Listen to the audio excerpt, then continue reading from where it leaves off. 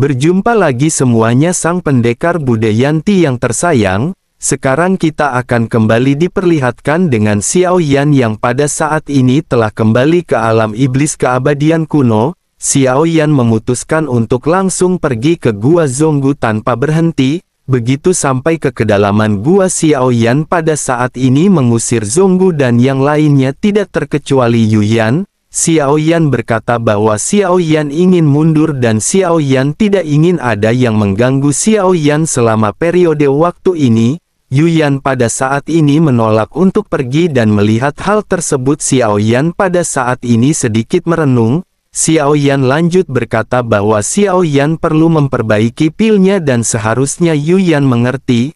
Yu Yan seketika pipinya dipenuhi dengan rona warna merah dan sebelum pergi dirinya mengedipkan mata kepada Xiao Yan sambil berkata bahwa dirinya akan menunggunya.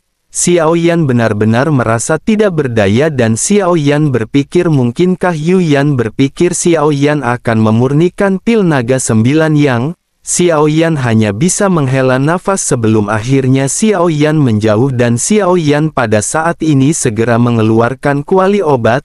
Xiao Yan pada saat ini tidak ingin menyempurnakan pil 9 naga yang sejati, namun Xiao Yan berniat untuk memurnikan pil pengembali pil yang sebelumnya tertunda.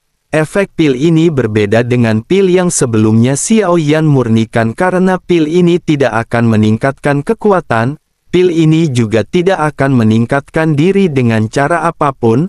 Namun meskipun begitu ramuan ini adalah ramuan yang paling sulit untuk dimurnikan di antara ketiga ramuan tersebut, bahan obatnya juga lebih banyak dan proses peleburannya lebih rumit. Hal ini menunjukkan bahwa ramuan ini lebih berharga jika dibandingkan dengan ramuan lainnya. Tentu saja tujuan sebenarnya bagi Xiao Yan menyempurnakan ramuan ini adalah Xiao Yan ingin mengandalkan ramuan ini untuk melihat apakah Xiao Yan dapat meningkatkan kekuatannya ke langkah ke-9 keabadian Kaisar.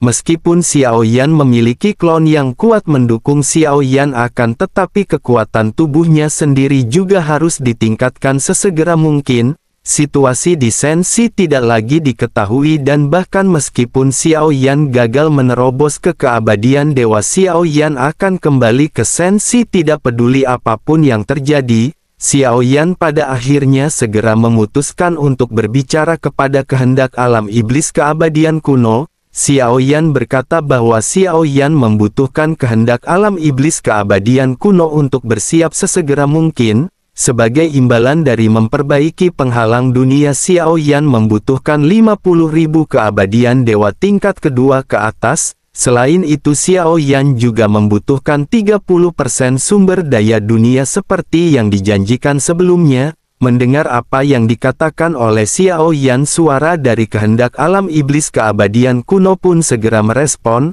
Sosoknya menyetujui apa yang pada saat ini dikatakan oleh Xiao Yan. Setelah menerima tanggapan ini, Xiao Yan pada akhirnya terus-menerus menyempurnakan pil pengembalian mimpi. Seluruh gua dipenuhi dengan bahan obat yang tidak terhitung jumlahnya dan nyala api. Xiao Yan mulai terus memurnikan bahan obat. Pemurnian awal bahan obat juga merupakan tugas yang sangat memakan waktu.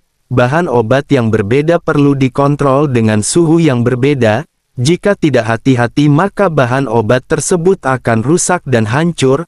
Ribuan bahan obat dicampur dan dimurnikan dalam urutan tertentu. Proses rumit seperti ini tidak dapat dicapai dengan dukungan kekuatan spiritual yang lemah. Dengan kemampuan Xiao Yan, proses ini benar-benar tidak mengalami kesalahan sama sekali. Setelah memurnikan banyak ramuan tingkat dewa, tingkat pemurnian ramuan Xiao Yan juga secara alami telah mencapai terobosan. Tentu saja tidak semua alkemis bisa melakukan hal ini. Alasan mengapa ramuan dewa ini memiliki nilai yang begitu tinggi adalah karena banyak ramuan dewa memerlukan kerja keras dari banyak alkemis untuk menyelesaikannya. Sangat sedikit alkemis yang seperti Xiao Yan yang dapat melakukan semuanya sendirian. Mereka membutuhkan kekuatan spiritual yang kuat agar bisa memiliki kesempatan untuk melakukannya. Selain itu Xiao Yan juga pada saat ini mengandalkan kekuatan dari jantung api. bahan obat apapun yang sulit dimurnikan tidak dapat menahan pemanggangan jantung api. Hal ini pada akhirnya menghemat banyak waktu bagi Xiao Yan dalam proses pemurnian, ditambah dengan kekuatan spiritual yang kuat membuat Xiao Yan merasa nyaman dalam proses pemurnian. Pada akhirnya Xiao Yan segera memasuki proses peleburan ramuan setelah ditempa oleh jantung api. Saat sarinya terus dituangkan ke dalam kuali obat, ramuan muda perlahan-lahan mulai terbentuk. Selanjutnya pada akhirnya tiba waktunya bagi Xiao Yan untuk mengkondensasi ramuan ini. Aroma ramuan telah menyebar tetapi gua telah disegel oleh Xiao Yan. Dengan begitu maka aroma dari ramuan ini tidak akan meluap keluar. Bersamaan dengan Xiao Yan yang sedang menyempurnakan pil, sosok Yongdong muncul di aula bagian atas alam iblis keabadian kuno. Yongdong tampak terlihat merunduk berkeringat dingin di sekujur tubuhnya. Tidak lama kemudian dirinya mendengar suara hentakan telapak kaki ketika sesosok berjalan. Yongdong tidak berani mengangkat kepalanya dan hanya bisa melihat adanya tali merah di pergelangan kaki putih sosok tersebut. Sosok ini seketika berkata kepada Yongdong, bukankah namanya adalah Yongdong? Diri sejatinya telah mati dan sekarang dirinya benar-benar ingin memiliki kesadaran mandiri. Mungkinkah dirinya benar-benar ingin mengandalkan hal ini untuk sepenuhnya terlepas dari klan Cimi?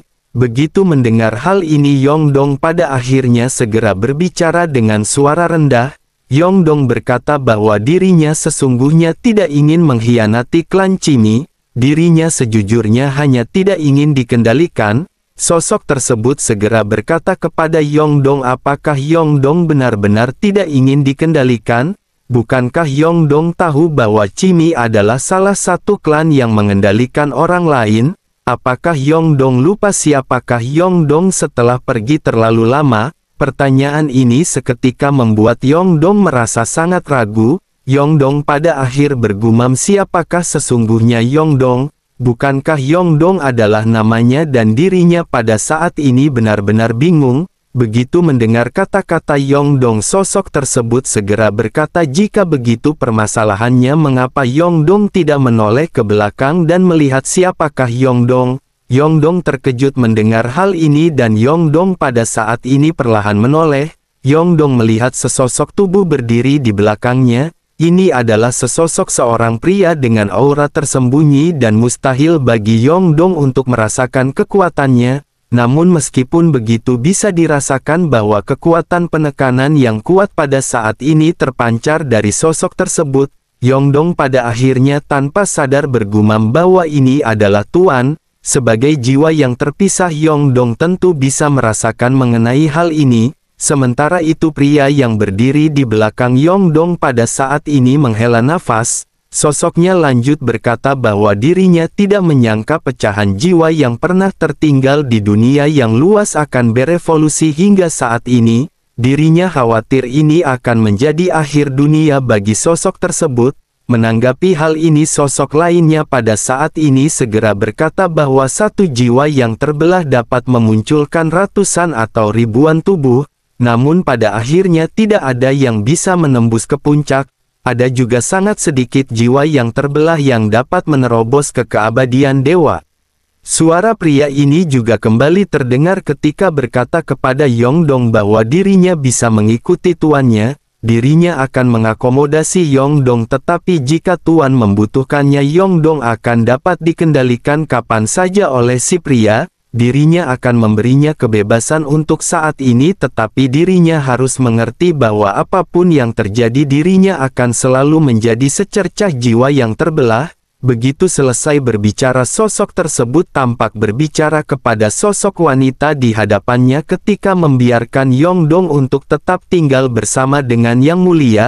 Sosok ini pada akhirnya segera pergi, begitu juga dengan sosok wanita yang sebelumnya berada di hadapan Yongdong. Setelah beberapa saat barulah Yongdong mengetahui hanya dirinya satu-satunya yang berada di aula ini. Setelah memastikan bahwa tidak ada orang lain selain Yongdong, pada akhirnya dirinya segera berdiri dan pergi dari aula. Di sisi lain, Xiao Yan sesungguhnya menyadari mengenai kepergian Yongdong. Xiao Yan tidak pernah percaya bahwa klan Cimi akan punah sepenuhnya. Perilaku Yongdong juga sangat aneh sejak dirinya datang ke alam iblis keabadian kuno. Sebagai anggota klan Cimi dirinya pasti memiliki alasan sendiri-sendiri. Segala hal aneh yang menimpanya juga pasti ada hubungannya dengan klan Cimi. Namun meskipun begitu tampaknya keanehan Yongdong ini sepertinya lebih ke arah di mana dirinya mencari bantuan Xiao Yan. Tampaknya dirinya berharap Xiao Yan akan bisa menyelamatkannya. Xiao Yan pun mengesampingkan permasalahan ini dan Xiao Yan terus membenamkan dirinya pada proses pemurnian. Pemurnian pil pengembalian mimpi ini sangat sulit, namun meskipun begitu tujuan Xiao Yan sesungguhnya pada saat ini adalah untuk meningkatkan pil ini hingga batasnya. Xiao Yan juga ingin mendorong dan melihat apakah Xiao Yan bisa meningkatkan kekuatannya ke langkah ke-9 keabadian Kaisar. Xiao Yan pada akhirnya terus-menerus terjerat dalam proses pemurnian dan Xiao Yan memurnikan pil tersebut berkali-kali. Xiao Yan berkeringat dan Xiao Yan pada saat ini bergumam bahwa ini adalah pemurnian ke-10 kalinya, tetapi pada saat ini batas ramuan ini tampaknya telah tercapai. Jika Xiao Yan terus memurnikannya itu pasti akan menyebabkan runtuhnya pil tersebut. Menyadari hal ini Xiao Yan pada akhirnya memutuskan untuk menghentikan proses pemurniannya. Xiao Yan juga menghela nafas dan berpikir bahwa ramuan dewa seperti ini kemungkinan besar akan melahirkan kesadaran spiritual. Xiao Yan menyiapkan semuanya dan segera menekan pil tersebut dengan api. Segera setelah itu Xiao Yan lanjut menyegelnya ke dalam botol batu giok. Bersamaan dengan ramuan yang berhasil disempurnakan, kekuatan Xiao Yan pada saat ini tidak mencapai langkah ke-9 keabadian Kaisar, tetapi meskipun begitu Xiao Yan masih bisa merasakan adanya peningkatan kekuatan saat ramuan ini berhasil disempurnakan. Mata Xiao Yan pun menunjukkan tekad ketika bergumam bahwa jika Xiao Yan masih belum berhasil meningkatkan kekuatannya maka Xiao Yan pada saat ini hanya perlu terus-menerus memurnikan ramuan. Xiao Yan kali ini sepertinya bertekad untuk menggunakan seni alkemis di sini untuk membiarkan kekuatannya menerobos ke langkah ke-9. Di dalam gua api Xiao Yan pada saat ini terus-menerus menyapu ke sekitar. Ada 2 set bahan obat untuk pil pengembalian mimpi dan Xiao Yan segera menyempurnakan pil yang kedua. Seiring dengan berjalannya waktu, kedua pil ini juga berhasil disempurnakan oleh Xiao Yan. Dengan proses yang terus-menerus Xiao Yan pada akhirnya benar-benar memiliki semakin banyak pemahaman. Kualitas ramuan ini juga telah ditingkatkan ke tingkat yang lebih tinggi. Begitu ramuan ini selesai dimurnikan Xiao Yan juga merasakan perasaan lega dan gembira. Perasaan ini menghilangkan rasa lelah Xiao Yan dan Xiao Yan pada saat ini akan bisa terus menyempurnakan ramuan tanpa berhenti.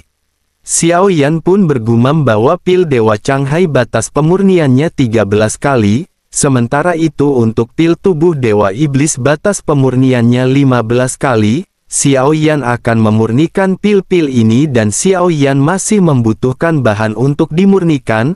Xiao Yan pun segera pergi ke pagoda pemurnian untuk memanen bahan obat yang sebelumnya ditanam oleh Xiao Yan. Tanaman spiritual pagoda pemurnian juga telah diisi ulang oleh Xiao Yan. Dengan pemurnian terus-menerus Xiao Yan merasa bahwa Xiao Yan semakin dekat ke langkah ke-9 keabadian Kaisar. Di antara ketiga ramuan ini Xiao Yan memiliki lebih banyak bahan obat untuk memurnikan pil tubuh dewa dan iblis.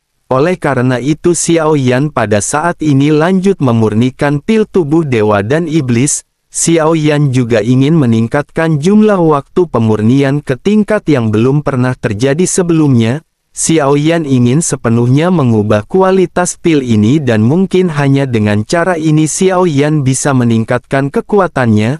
Sekali lagi kuali obat Xiao Yan dipenuhi dengan api dan mata Xiao Yan tampak terlihat dipenuhi tekad. Xiao Yan menuangkan seluruh jiwanya ke dalam proses pemurnian dan Xiao Yan terus-menerus memurnikannya lagi dan lagi. Batas pemurnian pil ini ada 15 kali tetapi Xiao Yan pada saat ini telah mencapai 17 kali.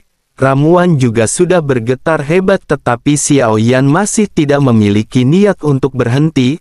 Ramuan ini adalah kesempatan bagi Xiao Yan untuk menerobos kekuatannya ke langkah ke-9 keabadian Kaisar. Dengan penuh tekad Xiao Yan pada saat ini merasa bahwa pemurnian ini masih belum cukup. Mata Xiao Yan juga tampak serius dan Xiao Yan terus-menerus memurnikan pil hingga pada akhirnya sampai ke pemurnian ke-19.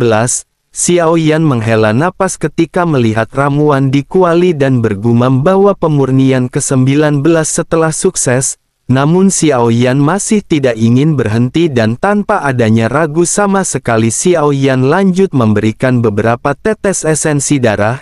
Xiao Yan bergumam bahwa tidak mungkin menyelesaikan pemurnian ke-20 hanya dengan bahan obat. Xiao Yan pada akhirnya kembali fokus dan esensi yang dimurnikan bercampur dengan esensi darah Xiao Yan. Keduanya mulai menyatu dan saat sentuhan terjadi di antara keduanya kuali obat kembali bergetar hebat dan nyala api mulai tidak terkendali. Pada saat ini Xiao Yan hanya bisa menggunakan seluruh kekuatan jiwanya untuk secara paksa menekan ramuan yang gelisah. Apakah pemurnian ini berhasil atau tidak semuanya tidak terlalu dipedulikan oleh Xiao Yan. Apa yang pada saat ini diinginkan oleh Xiao Yan adalah Xiao Yan bisa menerobos ke langkah ke-9 keabadian Kaisar melalui pemahaman.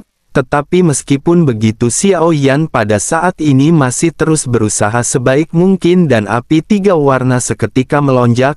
Masing-masing api tampak seperti tangan besar yang berbeda yang menekan ke arah ramuan. Di bawah desakan Xiao Yan sentuhan esensi terakhir diintegrasikan ke dalam ramuan tersebut. Dalam sekejap kuali obat meledak dengan keras dan bahkan Xiao Yan tidak menyangka kejadian ini akan terjadi. Tetapi saat kuali obat ini melonjak Xiao Yan segera mengendalikan api dan melindungi ramuan di dalam kuali. Ledakan ini menyebabkan seluruh puncak gunung bergetar dan Xiao Yan sedikit mengerutkan kening. Setelah beberapa saat Xiao Yan pada akhirnya melihat ramuan bening yang melayang di hadapannya. Sudut mulut Xiao Yan pun sedikit terangkat dan tepat bersamaan dengan hal tersebut Xiao Yan bisa merasakan adanya kekuatan keabadian yang datang dari kehampaan. Xiao Yan pun segera membalikan telapak tangannya dan segera memasukkan pil tubuh Dewa Iblis ini ke dalam cincin penyimpanan. Selanjutnya Xiao Yan duduk bersila dan memejamkan mata karena kesempatan untuk terobosan telah tiba. Xiao Yan tentu saja tidak akan melepaskan kesempatan yang datang ini dan Xiao Yan pada saat ini segera memfokuskan pikirannya. Xiao Yan tidak kekurangan energi dunia karena sebagai reinkarnasi dari Yang Mulia Xiao Yan memiliki energi absolut dunia. Ditambah dengan anugerah alam sejati Suam Yin dari Chen Xian Yuan keberuntungan Xiao Yan tidak dapat diukur. Terobosan keabadian Kaisar ini membutuhkan energi dunia dan Xiao Yan benar-benar telah memenuhi semuanya. Oleh karena itu pada saat ini yang dibutuhkan oleh Xiao Yan adalah pemahaman yang jelas tentang dunia. Semakin Xiao Yan memahami lebih banyak jalan yang Xiao Yan tempuh maka Xiao Yan akan dapat menemukan peluang dan mencapai terobosan. Pada saat ini kekuatan keabadian yang datang dari kehampaan mulai membasuh daging dan darah Xiao Yan. Kekuatan keabadian tidak hanya ada di hati tetapi telah menyebar ke seluruh tubuh dan meridian serta tulang Xiao Yan. Alasan mengapa semakin kuat makhluk keabadian adalah karena hal ini. Selama masih ada sepotong daging maka masih ada peluang untuk sosok tersebut dihidupkan kembali. Untuk menghabisi orang kuat di langkah ke-9 keabadian Kaisar setidaknya seseorang benar-benar harus memusnahkannya menjadi abu. Meskipun pemahaman ini tampak mudah untuk dipahami tetapi pada saat ini Xiao Yan benar-benar merasa kesulitan. Terobosan ini tidak semulus yang diharapkan oleh Xiao Yan dan kesadaran Xiao Yan memasuki keadaan kabur. Terkadang Xiao Yan terjaga terkadang Xiao Yan seolah-olah hendak pingsan. Hal ini membuat Xiao Yan seperti sedang berada dalam perjuangan dan Xiao Yan benar-benar tidak tahu arah tujuannya. Xiao Yan pada saat ini tampak merasa seolah-olah Xiao Yan benar-benar telah dilupakan oleh dunia. Xiao Yan merasa bahwa Xiao Yan seperti setetes air yang berada di lautan lepas. Xiao Yan tidak tahu kemanakah tujuan Xiao Yan harus melangkah. Terkadang Xiao Yan juga merasa seperti api yang berada di lautan magma. Namun ketika Xiao Yan memikirkan hal ini, Xiao Yan pada akhirnya segera menyadari sesuatu. Xiao Yan bergumam bahwa ini adalah asal mulanya. Begitu Xiao Yan menggumamkan kata-kata ini, pada akhirnya sebuah terobosan dan pencerahan langkah ke-9 tiba seperti apa yang dijanjikan. Namun bersamaan dengan hal ini Xiao Yan juga merasakan adanya sesuatu yang aneh. Xiao Yan pun bergumam bahwa kekuatan Xiao Yan semakin kuat, tetapi pada saat ini mereka semua semakin menjauh. Xiao Yan memiliki firasat buruk di dalam hatinya. Secara alami apa yang pada saat ini dirasakan oleh Xiao Yan adalah apa yang dirasakan oleh semua makhluk keabadian Kaisar. Begitu mereka menerobos ke langkah keabadian Kaisar, mereka benar-benar akan merasa dijauhi oleh dunia. Mereka benar-benar merasakan kehampaan karena hal ini berbeda dengan manusia biasa. Hidup terus berputar dan manusia biasa akan mengalami siklus kematian. Berbeda dengan keabadian Kaisar dan keabadian Dewa, mereka benar-benar akan terus-menerus hidup dan menyaksikan waktu bergulir. Apa yang menjadi motivasi mereka untuk meningkatkan kekuatan pada akhirnya perlahan-lahan akan menghilang. Ini jugalah yang pada akhirnya membuat orang yang berada di langkah ke-9 keabadian Kaisar terus-menerus berada di kekuatannya saat ini. Mereka sama sekali tidak bisa melangkah maju ke keabadian Dewa karena mereka merasakan kebingungan. Namun pada saat ini Xiao Yan berbeda karena tampaknya meskipun Xiao Yan merasa dijauhi oleh dunia, Xiao Yan masih memiliki tekad yang kuat untuk melindungi orang-orang tersayang. Xiao Yan memiliki terlalu banyak kekhawatiran dan belenggu yang juga menjadi pendorong Xiao Yan untuk terus maju. Tetapi meskipun begitu, kebingungan ini juga masih terus melekat di benak Xiao Yan saat Xiao Yan menerobos ke langkah ke-9. Xiao Yan pun menghela nafas panjang dan setelah memurnikan ramuan ini Xiao Yan segera berkata sebaiknya Yongdong segera masuk. Segera setelah itu Yongdong pada akhirnya perlahan masuk dan dengan hormat menangkupkan tangannya ke arah Xiao Yan. Xiao Yan segera bertanya dengan dingin kemanakah saja Yongdong pergi. Yongdong menatap ke arah Xiao Yan yang duduk bersila dengan mata tertutup. Sementara itu Xiao Yan tahu bahwa Yongdong pasti menyembunyikan sesuatu, tetapi Xiao Yan tidak ingin tahu mengenai detailnya. Sementara itu Yongdong pada saat ini segera berkata bahwa dirinya pergi ke aula utama. Meskipun Xiao Yan tidak mengetahui aula utama yang dibicarakan oleh Yongdong pada saat ini, segera berkata sebaiknya Yongdong lebih berhati-hati. Mendengar hal tersebut Yongdong pada saat ini mengangguk dan lanjut berkata bahwa dirinya tidak bisa mengatakan lebih banyak tentang klan Cimi karena jika tidak, Yongdong tidak menyelesaikan kalimatnya dan Yongdong tampak terlihat malu. Yongdong tampak seolah dirinya tidak berani mengatakan hal ini lebih banyak lagi. Xiao Yan juga pada akhirnya perlahan membuka matanya dan menatap ke arah Yongdong dengan dingin. Meskipun Xiao Yan tidak tahu apa yang disembunyikan oleh Yongdong, tetapi Xiao Yan pada saat ini tahu Yongdong tidak pernah menyakiti Xiao Yan di sepanjang jalan. Yongdong sepertinya selama ini telah terkendali, tetapi setelah memasuki alam iblis keabadian kuno sepertinya ada tangan besar yang tidak terlihat yang mengendalikan Yongdong di belakang. Namun Xiao Yan memutuskan untuk tidak terus bertanya dan hanya mengangguk ringan sebelum akhirnya memerintahkan Yongdong untuk keluar. Ekspresi Yongdong terlihat pahit dan dirinya hanya bisa menangkupkan tangannya ke arah Xiao Yan. Sosoknya segera berbalik dan perlahan berjalan keluar gua. Begitu Yongdong baru mengambil beberapa langkah, tubuhnya tiba-tiba membeku dan matanya dengan cepat ditelan kegelapan. Perasaan ini sudah tidak asing bagi Yongdong. Hal yang sama terjadi ketika terakhir kali dirinya datang ke alam iblis keabadian kuno dari Sensi. Yongdong tidak merontak karena dirinya tahu tidak ada gunanya, oleh karena itu dirinya memutuskan untuk terdiam.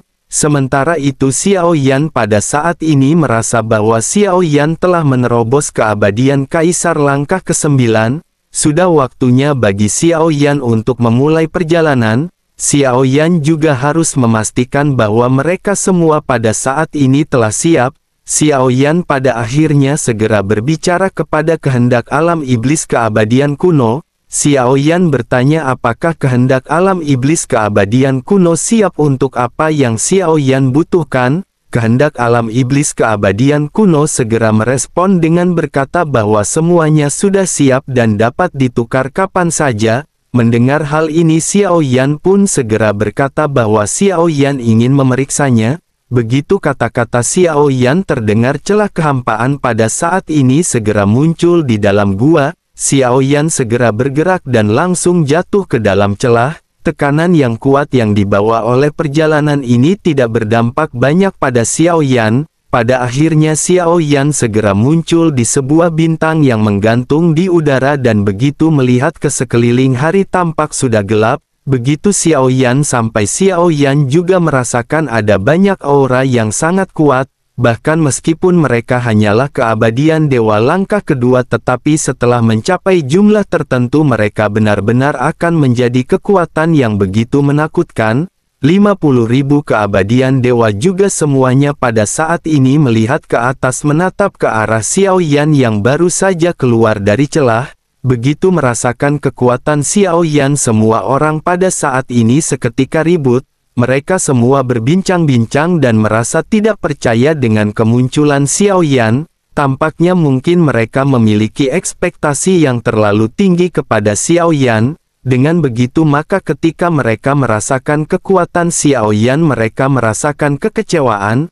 Mereka bergumam, bukankah ini adalah langkah ke-9 keabadian Kaisar? Apakah mereka harus menuruti perintah dari seorang langkah ke-9 keabadian Kaisar? Salah seorang lainnya juga mengangguk dan berkata bahwa jika ini adalah langkah ke-9 maka Sensi mungkin sedang berada di ujung jalan. Dengan begitu maka bukankah jika mereka pergi ke sana merupakan suatu jalan buntu? Bagaimana mungkin sosok yang mulia merupakan langkah ke-9 keabadian Kaisar? Xiao Yan di kejauhan pada saat ini tidak berbicara dan Xiao Yan hanya menunggu keributan dengan tenang. Meskipun Xiao Yan pada saat ini mendengar diskusi terus-menerus, ada satu hal yang pada saat ini tidak terjadi di mana semua orang masih tetap teratur.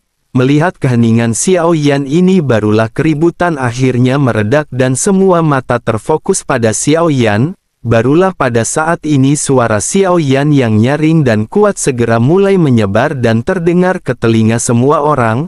Xiao Yan berkata bahwa semuanya telah diperintahkan oleh alam mereka untuk pergi ke Sensi. Sejujurnya mereka akan pergi ke Sensi untuk membantu Sensi melawan penjajah. Dengan ini Xiao Yan berjanji bahwa setelah pertempuran selesai Xiao Yan akan mengirim mereka semua kembali ke alam iblis keabadian kuno dan Xiao Yan pasti akan membalas mereka semua dengan baik. Suara Xiao Yan ini mengandung kekuatan keabadian dan menyebar ke seluruh sosok yang ada. Namun meskipun begitu kata-kata Xiao Yan ini semakin membuat semua sosok terdiam. Mereka sepertinya merasa setelah mendengar apa yang dikatakan oleh Xiao Yan tidak ada harapan bagi mereka untuk kembali. Pada akhirnya di tengah kerumunan sesosok segera bertanya, seberapa yakinkah Sensi akan menang? Semua orang seketika tertegun karena permasalahan ini jelas menjadi kekhawatiran semua orang. Jika mereka akan mati maka alangkah baiknya bagi mereka untuk mempersiapkan mental terlebih dahulu. Xiao Yan juga tentu menyadari hal tersebut dan Xiao Yan pada saat ini harus menggunakan kata-kata yang baik untuk menginspirasi semua orang. Xiao Yan pada akhirnya segera berkata bahwa mereka hanyalah salah satu dari kekuatan yang membantu Sensi. Selain mereka ada juga dunia lain yang ikut berpartisipasi. Dengan begitu maka dalam pertempuran ini Xiao Yan yakin Sensi akan menang.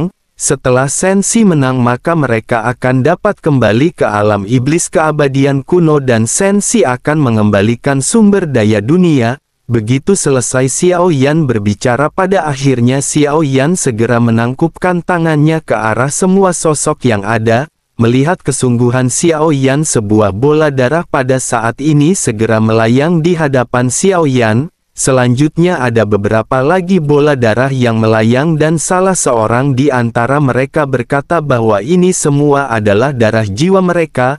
Mereka semua akan mematuhi perintah dari Xiao Yan. Melihat bola darah di hadapannya, Xiao Yan pada saat ini segera melambaikan tangannya. Bola darah kembali tersebar ke arah sosok-sosok yang mengirimkan bola darah tersebut. Kembalinya esensi darah ini juga benar-benar mengejutkan semua orang. Sementara itu Xiao Yan berkata bahwa Xiao Yan tidak membutuhkan esensi darah ini. Darah jiwa mereka akan dikembalikan kepada semua orang. Xiao Yan tidak perlu mengontrol mereka dengan darah jiwa karena Xiao Yan yakin semuanya mengerti bahwa hanya ketika sensi menang mereka dapat hidup dan mati bersama. Perilaku Xiao Yan ini tampaknya cukup untuk menunjukkan pola karakter Xiao Yan. Kerumunan juga benar-benar merasa takjub. Salah seorang di antara mereka bergumam bahwa meskipun kekuatannya tampaknya berada di langkah ke-9 keabadian kaisar, dirinya memancarkan aura yang luar biasa. Mungkinkah sosok ini hanyalah klon dari sosok yang mulia dari dunia sensi?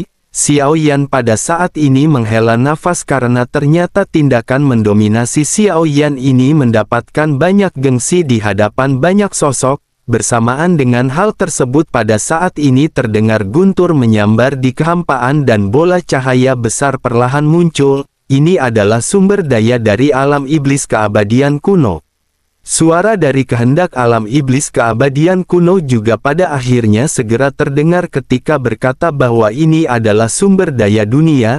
Ini merupakan sesuatu yang hanya bisa dilakukan oleh kehendak alam iblis keabadian kuno. Sosok-sosok yang melihat bola cahaya yang muncul juga pada saat ini seketika benar-benar terkejut. Mereka bergumam, bukankah ini adalah energi atau asal-muasal dunia? Asal-muasal dunia ini sulit untuk diambil tanpa adanya sesosok yang membawanya.